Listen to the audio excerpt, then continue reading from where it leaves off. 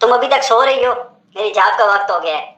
कपड़े भी इस्त्री नहीं किए, नाश्ता भी नहीं दिया। अब मैं क्या करूं? काम पे जाऊं या जरा तुम्हें उठाऊं? तुमने मेरी जिंदगी अजीरन की हुई है। बात को समझ ही नहीं रही, अपने मामलात समझ ही नहीं रही।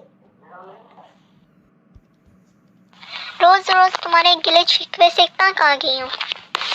तुम काम में क्या जाते हो? मुझे आखिर तंग कर लेते हो अपने साथ ही। पहाड़ लाकर मेरे सर पे खड़ा कर देते हो। काम ना जैसे मुसीबत होगी। तुम्हारी मैं नौकरानी तो नहीं हूँ। पग पग थोड़ी काम कर, कोई काम भी कर लिया कर। फिर बोलती हो मैं कुछ बोलता हूँ। मैं क्या बोलता हूँ? मैं तो यही बोलता हूँ तुम अपने काम करो, बस नाश्ता बनाओ, कपड़े इस्त्री करो और घर के काम करो, सोया काम करो। और क्या कहता हूँ? मैं तो नॉर्मल बात कर रहा हूँ और तुम रोज मुझसे लड़ती रहती हो। पता नहीं तुम्हें किस बात का गरूर है। माँ बाप भी तो तुम्हारे ठीक है, वो तो तुम्हें समझाते हैं, तुम तो सुनती नहीं हो किसी की। मैं अभी जाता हूँ तुम्हारे माँ बाप से कंप्लेन करता हूँ तुम्हारी। क्या कंप्लेन करोगे? मैं खुद घर छोड़कर जा रही हूँ। मैं खुद जा रही हूँ घर छोड़कर। जाओ जाओ, दफा हो जाओ। मैं कभी यहाँ वापस नहीं आऊंगी। तुम घर आओगे तो तुम मुझे नहीं यहाँ पाओगे। मैं जा रहा हूँ, अगर वापस घर पे हुई ना तो मैं आके तुम्हें तलाक दे दूंगा।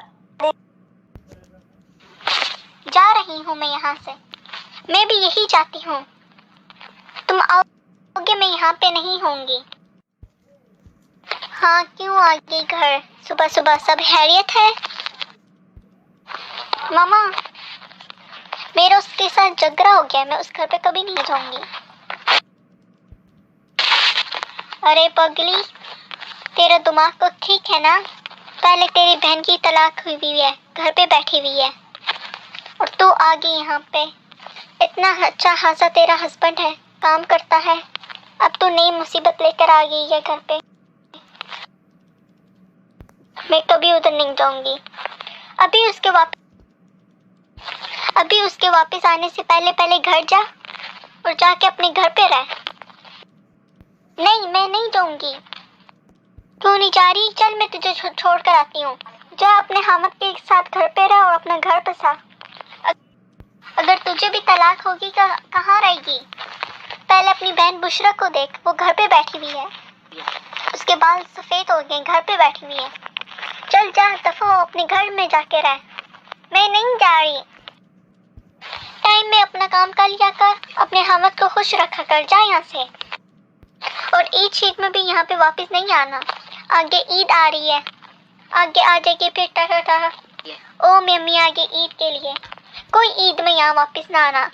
मैं खुद आ जाऊंगी, मुझे फोन कर लेना। यहाँ पे आने की जरूरत नहीं है। मैं तो नहीं जा रही थी, लेकिन अब आपकी बातें सुनकर मैं जा रही हूँ। ओह, आज घर से इतनी अच्छी खाने की खुशबू आ रही है। ये मैं किसी और के घर में तो नहीं आ गया? ओह, इतने अच्छे टेबल पे खाने। बेगम, तुम आ गई? मैं आ गई। आप वहाँ पे रुके, मैं आपके शूज उतारती हूँ। ओ नहीं नहीं, रहने दो। इतनी मेहनत की, इतना अच्छा खाना बनाया। बैठो, हम खाते हैं, मिल के खाते हैं और सारी बातें बुला देते हैं, मिल के खाते हैं और अपनी जिंदगी खुशगवार। ऐसे तुम अगर मेरी खिदमत करो तो मुझे क्या जरूरत है इतना गुस्सा करने की? तुम अपने काम करो, अपने घर में रहो, खुश रहो, तो इंशाल्लाह हमारी जिंदगी अच्छी गुजरेगी। मैं आपको सच बताऊं, मैं अपने घर चली गई थी। मेरी अम्मी ने मुझे डांटा, मैं इसलिए वापस आ गई। आपकी अम्मी बहुत अच्छी है। अगर ऐसे ही सारे के माँ बाप हो ना तो सबके अच्छे घर गुजरे और घर गृहस्थी अच्छी बसे। आपके माँ बाप को हिदायत दे और आपको जैसे समझाया वैसे ही आप सबके माँ बाप उनके अपने बच्चों को समझाएं। इस कहानी से हमें ये सबक मिलता है कि हमारे माशरे में जो 95% जो मामलात हैं घरेलू, उनमें वालिदैन का बड़ा रोल है और वो अपनी औलाद को बढ़ा चढ़ा करके ऐसी बातें बोलते हैं कि घर उजड़ जाते हैं।